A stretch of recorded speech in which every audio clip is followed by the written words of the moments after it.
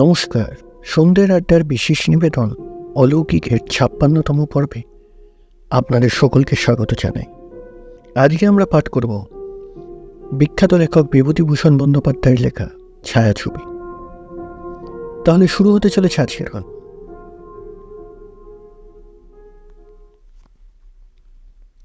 এক বন্ধুর মুখে এই গল্প শোনা। আমার বন্ধুটি অনেক দেশে বেরিয়েছেন। লোক হিসেবে অমায়িক, রসিক ও শিক্ষিত। কলকাতাতেই থাকেন।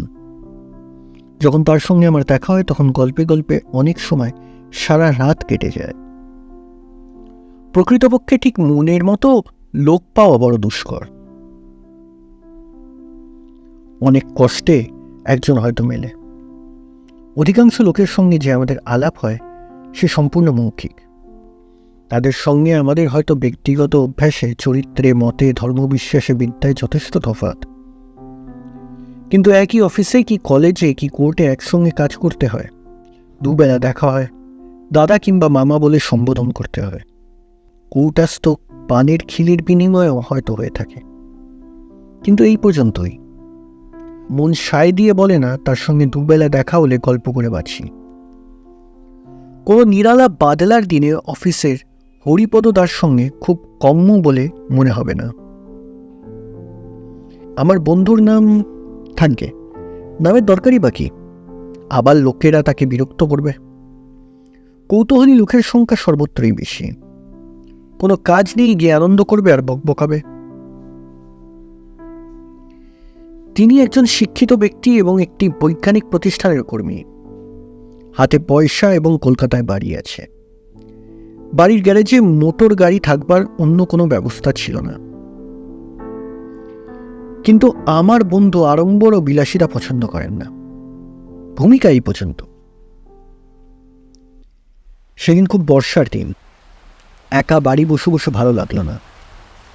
একখানা ট্রেন ধরে কলকাতায় পৌঁছালাম। ভীষণ বর্ষায় ট্রাম বন্ধ। বাস করছে দু একখানা চলছে। জল ভেঙে হেঁটে বন্ধুর বাড়ি গিয়ে পৌঁছালাম। বন্ধু আমায় দেখে অত্যন্ত খুশি হলেন বলাই বাহুল্য। তখনই গরম চা ও খাবারের ব্যবস্থা হলো। পরস্পরের কুশল জিজ্ঞাসার ভদ্রতা বাদ গেল না। তার বৈঠকখানার গদিয়াটা আরাম কেদারায় ততক্ষণে বেশ হাত পায়ে নিয়ে বসে পড়েছি। সন্ধ্যের পর আবার সজোরে বৃষ্টি নামল। বেশি ঠান্ডা খাওয়ার জন্য পাখাটা বন্ধ করতে হলো। বন্ধুর আতিথেয়তা আমার সুপরিচিত। তিনি বললেন, ঘরে স্টোভ আছে, চলুন দোতলার ঘরে। এই বৃষ্টিতে আর কেউ আসবে না। খিচুড়ি চড়িয়ে দিই, ডিম আছে, আলু আছে, চমৎকার। মাছ দেখতে পাঠাবো রঘুয়াকে? কোনো দরকার নেই, আমাদের ওতেই হয়ে যাবে। চলুন তাহলে ওপরের ঘরে, রাতে এখানে খাবেন আর থাকবেন। নাইলে আর যাচ্ছি কোথায়? যেতে চাইলেও যেতে দেওয়া হবে না। ওপরের বসবার ঘরটিতে বন্ধুর লাইব্রেরি। দেওয়ালের গায়ে শাড়ি দেওয়া কাঁচের আলমারি। সাধারণত বিজ্ঞান ও ইতিহাসের বইয়ে ভর্তি। দেওয়ালে বড় বড় অয়েল পেন্টিং। প্রতিকৃতি নয়, সবই ল্যান্ডস্কেপ। ভালো চিত্রকরের হিমালয় অঞ্চলের দৃশ্য। আমার বন্ধু হিমালয়কে অত্যন্ত ভালোবাসেন। হিমালয় অঞ্চলেই ভৌগোলিক তত্ত্ব তার নখদর্পণে। অনেকদিন রাত্রি হিমালয় ভ্রমণের নানা মনোরম গল্পে রাত্রি কখন কেটে গিয়েছে টেরও পাইনি। ওপরের ঘরে যখন গিয়ে বসলাম তখন টেবিলের ওপর একখানা ছবিওয়ালা বই খোলা পড়ে আছে। বন্ধু হাতে নিয়ে বললেন, এইখানা দেখেছেন? Himalayan journal. সোয়েন হেরিনের ভ্রমণ বৃত্তান্ত নিয়ে বেরিয়েছে। কোথাকার? কাশ্মীর। এমন শৌখিন স্থানে সোয়েন হেরিন বেড়াতেন বলে তো জানতাম না। কোথায় তাকলা মাকান, কোথায় কোয়ারাকোরাম, এসব দুর্গম স্থান ছাড়া তিনি না চমৎকার দৃশ্যের বর্ণনা করেছেন, দেখবেন। তা একবার চোখ ছিল ভদ্রলোকে, যা সকলের থাকে না। 100 বার। তারপর আমাদের গল্প আরম্ভ হলো প্রধানত কাশ্মীর নিয়ে। কাশ্মীর আমার বন্ধুটির জীবনের একটি তীর্থক্ষেত্র। অনেকবার তিনি ক্লান্ত নাগরিকের মন ও চক্ষুকে বিশ্রাম দেওয়ার জন্য দেশে বিদেশে ভ্রমণে বেরোতেন, আমি জানি। কাশ্মীরেও গিয়েছেন অনেকবার। কাশ্মীরের কথায় সাধারণত তিনি পঞ্চমুখ হয়ে পড়েন। এবার কিন্তু একটা নতুন বিষয় নিয়ে তিনি কথা বললেন। সেটা হলো তার একটি অতিপ্রাকৃত অভিজ্ঞতা, যেটা কাশ্মীরের পথেই ঘটেছিল।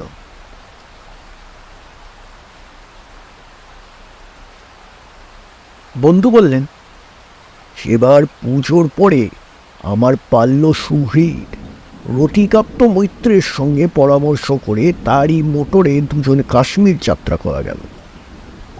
রতিকান্ত প্রতি বছর নিজের মোটর নিয়ে গ্র্যান্ড ট্রাঙ্ক রোড ধরে কোথাও না কোথাও যাবে। এবার আমারই কথায় সে কাশ্মীরে রওনা হলো। পথের আনন্দ ও কষ্ট ভোগ করতে করতে আমরা দিল্লি গিয়ে পৌঁছালাম। সেখানে দিন দুই বিশ্রাম করে আবার মোটরে চাপলাম। বাকি পথটুকু বেশি কাটল। সে বর্ণনা বিস্তৃতভাবে করবার কোনো আবশ্যক দেখি না। কোহালায় পৌঁছালাম দিল্লি থেকে রওনা হবার 3 দিন পরে সন্ধ্যার দিকে। মোটর থামিয়ে কোহালার বাজারে একটি চায়ের দোকানে চা পান করতে বসলাম দুজনে। গাড়িতে রইল ক্লিনার রামদিন ও ভৃত্য নাথুবাগ। শেষোক্ত ব্যক্তির নামটি অবাঙালির মতো শোনালেও প্রকৃতপক্ষে ওর বাড়ি মেদিনীপুর জেলার তমলুক মহকুমায়, এবং সে বাংলা ছাড়া অন্য প্রদেশের ভাষা জানে না। চা পানের সময় দোকানদারকে আমাদের রাত্রির জন্য একটু বিশ্রাম স্থানের সন্ধান দিতে বললাম। সে দু একটা সন্ধান দিলে। বড় পরিশ্রান্ত ছিলাম সেদিনটা। রাত্রিটাতে একটু ভালো ঘুমের দরকার। নাথুকে গাড়িতে বসিয়ে রেখে রামদিন ক্লিনারকে সঙ্গে নিয়ে আমরা বাসার সন্ধানে পার হলাম। রতিকান্ত বললে, গাড়ির একটা আস্তানাও তো খুঁজতে হবে। আমি বললাম, খুঁজে পেলে ভালো হয়। বাইরে বেজায় ঠান্ডা, নাথু তো শীতে জমে যাবে গাড়িতে থাকলে। রামদিন বরং পারে। রামদিন বললে, আমার আওয়াজটা কয় পারোয়া নেই হজর। নতুন বাসা কোথাও পাওয়া গেল না। কোহালা বড় জায়গা নয়। বাজারের সরাইগুলো পাঞ্জাবি ড্রাইভারের ভিড়ে পরিপূর্ণ। একখানা দোকানের পেছন দিকে একটা ঘর আছে বলে দোকানদার দেখান, কিন্তু সে ঘর এত অপরিষ্কার ও আলো বাতাসহীন যে সে ঘরে রাত্রি কাটানো আমাদের পক্ষে একেবারেই অসম্ভব। তাছাড়া সে ঘরে বিশ্রাম করতে গেলে মোটর বাইরে পড়ে থাকে। রামদিন মুখে বলছে বলেই তাকে হিমবর্ষীয় রাতে বাইরে শুইয়ে রাখা যায় না। রতিকান্ত বলল, উপায়? আমি আর কি উপায় বলবো? পরামর্শ করা গেল সেই চায়ের দোকানের কাছেই আবার যেতে হবে। তাকে গিয়ে এমনভাবে ধরা হলো যেন এই পার্বত্য দেশে সেই আমাদের একমাত্র রক্ষক এবং অভিভাবক। তারই মুখ চেয়ে আমরা বাড়ি থেকে এই 2000 মাইল রাস্তা অতিক্রম করে এসেছি। দোকানদার লোক ভালো। সে বলে দিলে বাজারের পেছন দিয়ে যে পথটা ছোট্ট পাহাড়টা ডিঙিয়ে চলে গেল, ওরই ওপরে এক বৃদ্ধ চাঠের বাড়ি। সে বাড়িতে অনেক সময় লোকজনদের আশ্রয় দেয়। আমরা দুজনে দোকানদারের কথা মতো সেখানে গেলাম। বাড়িখানা কাঠের দোতলা। দেখে মনে হয় একসময় বাড়ির মালিকের অবস্থা ভালোই ছিল। আমাদের টাকা ডাকিতে একজন বৃদ্ধ দাড়িওয়ালা লম্বা সুপুরুষ ব্যক্তি দোর খুলে রুক্ষ স্বরে জিজ্ঞেস করলে, কিস লিয়ে আল্লাহ বাঁচাতে হো? কৌন হো তুম লোক? আমরা বিনীতভাবে আমাদের আসবার কারণ ব্যক্ত করলাম। আমরা নিরীহ পথিক, কোনো গোলমাল করা আমাদের উদ্দেশ্য নয়। বৃদ্ধ বললেন, কোথা থেকে আসছো তোমরা? অবশ্যই হিন্দিতে বলেছিল কথাটা। আমরা বললাম, কলকাতা থেকে। ঘর ভাড়া আমি দিই না। মেহেরবানি করে একটু জায়গা দিতেই হবে। কে বললে এখানে জায়গা আছে? বাজারে শুনলাম। আমি ঘর ভাড়া দিই না। ভাড়া না দেন একটু আশ্রয় দিন। বৃদ্ধ একটুখানি কি যেন ভেবে পড়ল। কজন লোক? আগে 4 জন, তবে একজন মোটরে শুয়ে থাকবে বাজারে। একখানা ঘরের বেশি দিতে পারবো না। তাই আমরা কৃতজ্ঞতার সঙ্গে গ্রহণ করব। আমরা বিস্ময়ের সঙ্গে লক্ষ্য করলাম লোকটি আমাদের নিয়ে সিঁড়ি বেয়ে দোতলায় উঠতে লাগলো। বাড়িতে কোনো স্ত্রীলোক আছে বলে আমাদের মনে হলো না। সিঁড়ির বাম দিকের কোণের ঘরে সে আমাদের নিয়ে গিয়ে বলল, এই ঘরটা আমি দিতে পারি, আর ঘর নেই, কার্পেটখানা পেতে নেবেন। বাইরের টবে জল আছে, গরম জল দিতে পারবো না। কিন্তু বলেই লোকটা চুপ করে গেল। আমাদের ভয় হলো পাছে সে আবার মত বদলায়। আমরা উভয় জোর করে বললাম, আপনার খুব মেহরবানি, চমৎকার ঘরটি, জিনিসপত্র কোথায়? আগে মোটরেই আছে, আরও 2 জন লোক মোটরে আছে, তাদের একজনকে নিয়ে এসেছি। কি খাবেন রাতে? এখানে খাবার ব্যবস্থা হবে না। আগে কোনো দরকার নেই, আমরা দোকান থেকে আনিয়ে দেব। চলুন আমরাও নিচে যাই, বাজারে যাবে। আধ ঘন্টা পরে আমরা আবার এসে ঘরের বিছানাপত্র পেতে নিলাম। রামদিন মোটরেই রইল। রতিকান্ত অত্যন্ত ক্লান্ত ছিল, তারই অনুরোধে আমি আলো নিভিয়ে দিয়ে ওর শোবার ব্যবস্থা করে দিলাম। তারপর আমি নিজে এসে বারান্দায় দাঁড়ালাম। বাজারের রাস্তা সামনের ছোট পাহাড়ের মাথা ডিঙিয়ে যে উপত্যকায় নেমেছে, তারই ওপরে একটা ছোট্ট দোতলা কাঠের বাড়িটি। অল্প অল্প জ্যোৎস্না উঠেছে। সামনের নিম্নভূমি অর্থাৎ উপত্যকায় পেটে ওক, চেনার ও সরল গাছের ফাঁকে ফাঁকে জ্যোৎস্নার কি অপূর্ব শোভা! বাতাস বেশ শীতল।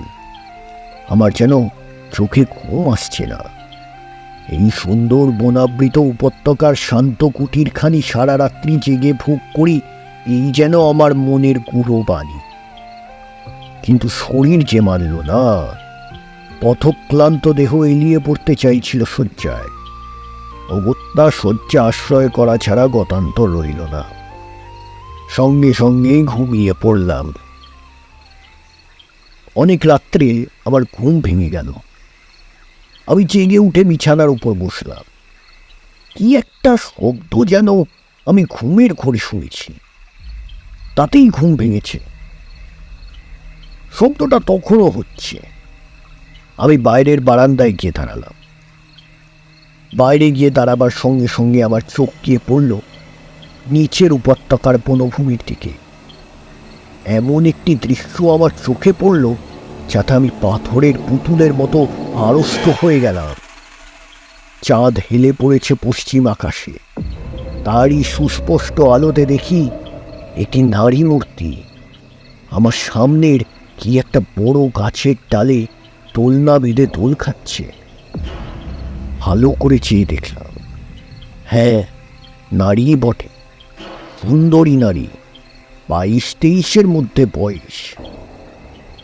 কিন্তু মেয়েটির দোল খাওয়ার জায়গা, বিশেষ করে সময়, আমার কাছে বড় আশ্চর্য বলে মনে হলো। কাশ্মীরের দিকে কখনো আসিনি। এখানকার মেয়েরা এই হিমবর্ষী রাতের শেষ প্রহরে পড়ে এমনভাবে দোলনা টাঙিয়ে দোল খায় নাকি? দৃশ্যটা যদি শুধু সুন্দর হতো, সুন্দর সন্দেহ নয়, তাহলে আমি এমন অস্বস্তি বোধ করব কেন? আমার যেন মনে হলো এই দৃশ্যের মধ্যে একটি জিনিস আছে, যা অশিব, যা নিয়মের বিপরীত, যা অমানুষী। তাড়াতাড়ি রতিকান্তকে ডাকল। সেও যখন বাইরে এলো তখনও মেয়েটি দোল খাচ্ছে। রতিকান্তকে বললাম, কে ভাই? সে অবাক হয়ে গিয়েছে, চোখ রোগড়ে বলল, তাই তো, এখানকার মেয়েরা ওরকম করে নাকি? তা কি জানি। হঠাৎ রতিকান্ত বলে উঠল, ও কি দোলায় দড়ি কই? গাছে টাঙিয়েছে কি দিয়ে? আলু করে চেয়ে দেখলাম, সত্যি তো, দোলনায় দড়ি অস্পষ্ট এত যে চন্দ্রালোকে দেখা যাচ্ছে না। সরু তার হলেও দেখা যাবে আলো, কিন্তু তার বা দড়ি কিছুই নেই। অন্যে ঝুলছে দোলনাটা। আরও একটা ব্যাপার যা এতক্ষণ পরে লক্ষ্য করলাম, আমাদের দিকে অল্প দূরে গাছটার তলায় এ ব্যাপার ঘটছে, অথচ কোনো রকম শব্দ আমাদের কানে আসছে না। সব শুদ্ধ মিলিয়ে যেন একটা ছবি। রতিকান্ত বললে, ভাই, বাড়িওয়ালাকে ডাকবো? ডাকো।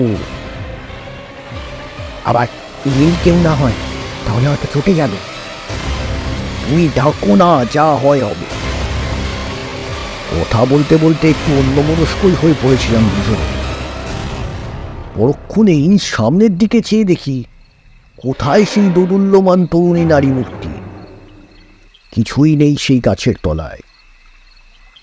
ওই তো সেই বাঁকা ডালটা জ্যোৎস্নায় স্পষ্ট হয়ে ফুটে উঠছে গাছটার শুভ্র কাণ্ড।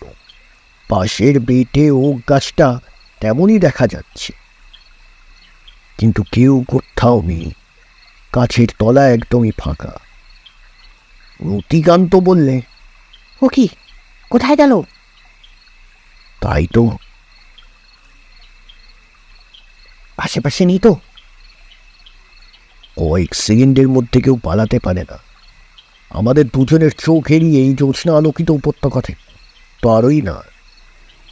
যাবার আর কোনো রাস্তা নেই। বাজারে যাবার ওই সঙ্গে পায়ে চলার পথ ছাড়া। পেছনে উঁচু পাহাড়টা, বনের নিচে আগাছার জঙ্গল নেই বাংলাদেশের মতো। বেশ পরিষ্কার তলা দেখা যাচ্ছে জ্যোৎস্নায়। সম্ভব কোথাও লুকোনো বা পালানো আমাদের চোখ এড়িয়ে এত অল্প সময়ের মধ্যে। রতিকান্ত বলল, ব্যাপার কি? তাই তো আমিও ভাবছি। এ দেখছি একেবারে বাজি। সেই রকমই তো মনে হচ্ছে। কি করা যাবে এখন? ও আর ঘুমোনো ছাড়া কি কোনো উপায় আছে নাকি? রাত বড় বেশি ছিল না। ঘণ্টাখানেক ঘুমিয়ে উঠে রতিকান্ত ও আমি দেখি নাথুর তখনও নাক ডাকছে। ওকে উঠিয়ে জিনিসপত্র গুছিয়ে নিতে বলে আমরা আবার এসে বারান্দায় দাঁড়ালাম। ওই সেই গাছটা, ওই সেই বাঁকা ডাল।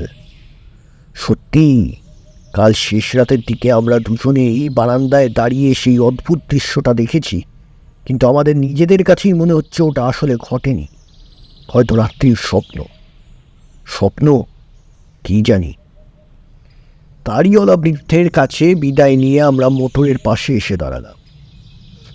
আমাদের দোকানি বন্ধু চেরা সরল কাঠের ডাল উনুন দিয়ে আগুনের জ্বালানোর চেষ্টা করছে।